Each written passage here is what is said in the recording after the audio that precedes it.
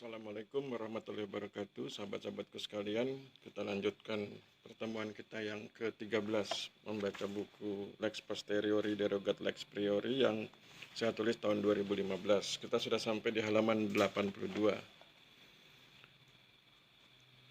Kita mulai halaman 82 ya. Allah Subhanahu wa taala berfirman, Alif Lam Ra, inilah ayat-ayat Al-Qur'an yang mengandung hikmah. Apakah manusia heran? Karena kami Allah telah mewahyukan kepada seorang laki-laki di antara mereka, yaitu Muhammad. Hendaklah engkau memberi peringatan pada manusia dan gembirakanlah orang-orang yang beriman, sebab mereka memiliki pendirian yang benar di sisi Tuhannya. Walaupun orang-orang kafir selalu berkata, sesungguhnya orang ini ahli sihir yang nyata. Quran surat 10 ayat 1-2.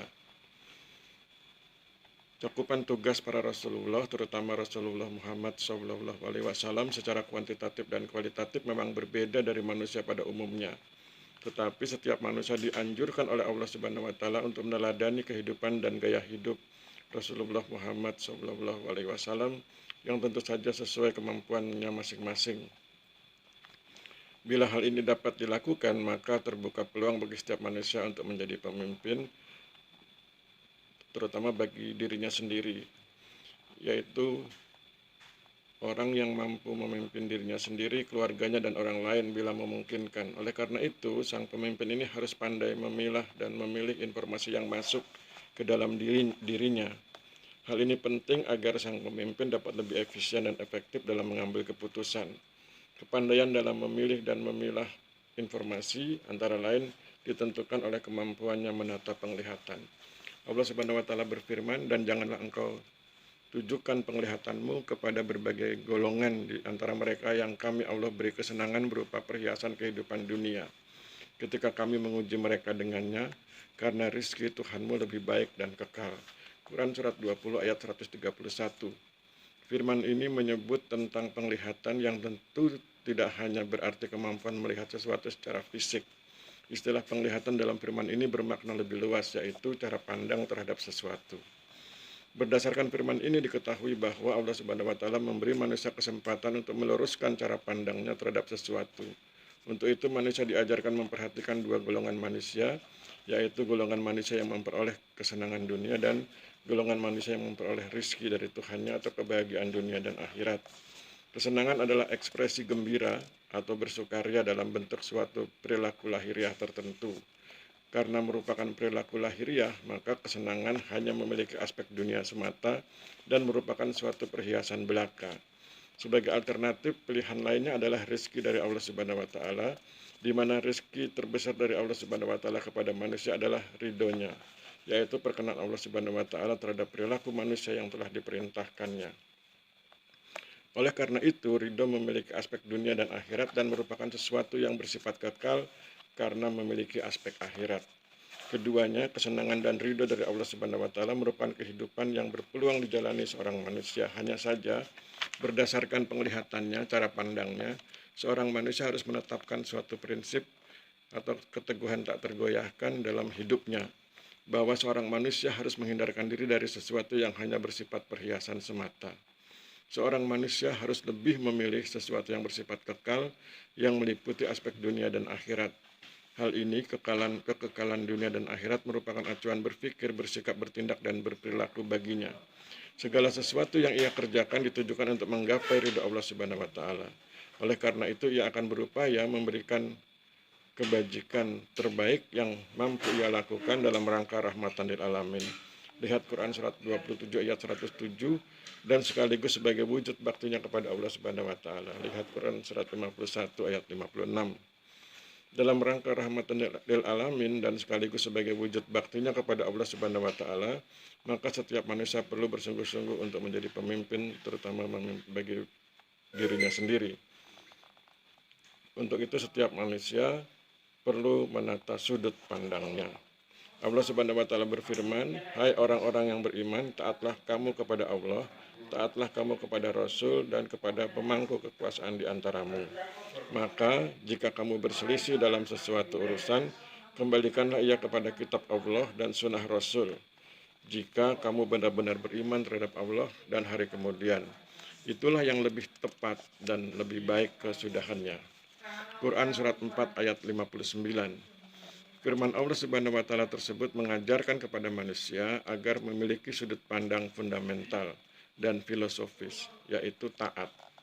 Hanya saja taat ini tidak ditujukan kepada sembarang subjek, melainkan hanya ditujukan pada 3 subjek utama, yaitu Allah Subhanahu wa taala, Rasulullah Muhammad SAW, dan pemangku kekuasaan di antara umat Islam. Ketika umat taat kepada Allah Subhanahu wa taala, Rasulullah Muhammad SAW, dan pemangku kekuasaan di antara umat Islam, maka pemangku kekuasaan di antara umat Islam juga harus taat pada Allah Subhanahu wa taala dan Rasulullah Muhammad SAW. Pemangku kekuasaan di antara umat Islam juga harus menjalankan amanat umat Islam, yaitu mengarahkan umat agar taat pada Allah Subhanahu wa taala dan Rasulullah Muhammad SAW, serta bersama-sama umat membangun kesejahteraan Islami. Oleh karena itu, pemangku kekuasaan di antara umat Islam yang berbasis sudut pandang fundamental dan filosofis memerlukan sudut pandang implementatif, yaitu pertama, bila berselisih tentang suatu urusan yang berpeluang memiliki dampak baik dan buruk, substansi benar salah, dan format indah tidak indah, maka penyelesaiannya harus mengacu pada kitab Allah Subhanahu wa taala dan sunnah Rasulullah Muhammad SAW. Kedua, hingga diperoleh kesudahan yang lebih baik, lebih benar, dan lebih indah. Menjadi kewajiban pemangku kekuasaan di antara umat Islam untuk memberikan manfaat fungsional dan manfaat emosional bagi umat masyarakat atau rakyatnya. Manfaat fungsional berkaitan dengan kualitas suatu pelayanan dalam memberikan pengaruh terbaiknya bagi fungsi teknisnya. Sedangkan manfaat emosional berkaitan dengan kualitas suatu pelayanan dalam memberikan pengaruh terbaiknya pada hati umat.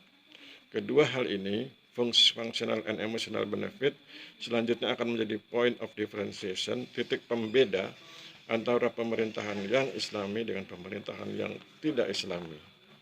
Dalam konteks individu, personal, atau orang per orang, manfaat fungsional dan manfaat emosional merupakan point of differentiation antara orang yang bertakwa kepada Allah Subhanahu wa taala dengan orang yang tidak bertakwa kepada Allah Subhanahu wa taala.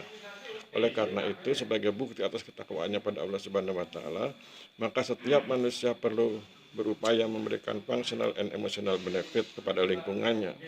Caranya dengan membangun kesadaran diri sendiri yang kemudian dilanjutkan dengan membangun kesadaran orang lain. Sebagaimana diketahui, kesadaran adalah sikap mengenal diri sendiri yang selanjutnya mendorong seorang manusia melakukan atau tidak melakukan sesuatu demi pencapaian kepentingan yang telah ditetapkannya. Sebagai acuan, Allah Subhanahu wa taala telah berfirman sebagai berikut. Pertama, maka apakah mereka tidak berjalan di bumi, lalu mereka mempunyai hati yang dapat mengerti atau telinga yang dapat mendengar? Maka sesungguhnya bukan pandangan mata yang buta, tetapi yang buta adalah hati yang di dalam dada. Quran surat 22 ayat 46. Kedua, berapa banyak negeri yang penduduknya kami binasakan karena penduduknya berbuat aniaya. Maka rubuhlah dia, berbagai bangunan di negeri tersebut atas atap-atapnya, dan berapa banyak pula sumur-sumur yang ditinggalkan dan istana tinggi yang telah kosong. Quran surat 22 ayat 45. Firman ini menjelaskan adanya fenomena negeri-negeri yang dibinasakan Allah Subhanahu wa taala dan fenomena hati. Khusus berkaitan dengan hati, seorang manusia hendaknya memfungsikan hati agar dapat mengerti dan tidak buta, karena hati merupakan instrumen untuk mengerti, sehingga hati dapat menyadari kekuasaan Allah Subhanahu wa taala yang telah membinasakan beberapa negeri. Kondisi inilah yang disebut dengan kesadaran diri yang menjadikan kekuasaan Allah Subhanahu wa taala atau yang menjadikan kekuasaan Allah Subhanahu wa taala atas semesta alam sebagai basis kesadaran. Kesadaran diri yang kuat mendorong kemampuan mengenali konten diri dalam konteks lingkungan yang dinamis sebagai dasar mengenali dan memahami umat. Seorang manusia yang ingin menjadi rahmatan lil alamin wajib memahami umat secara in and out, yaitu memahami kebutuhan umat yang tersembunyi maupun yang kasat mata. Untuk itu ia dapat menggunakan metode society insight yang dapat melacak kebutuhan laten atau kebutuhan tersembunyi umat. Sahabat-sahabatku sekalian, saya pikir kita cukupkan dulu. Waktunya sudah cukup 10 menit. Kita akhiri dan besok pada pertemuan ke-14 kita lanjutkan. Kita sudah sampai di halaman 88. Saya pikir kita cukupkan pertemuan hari ini. Mohon maaf bila terjadi kesalahan. Wabillahi taufik wal hidayah. Wassalamualaikum warahmatullahi wabarakatuh.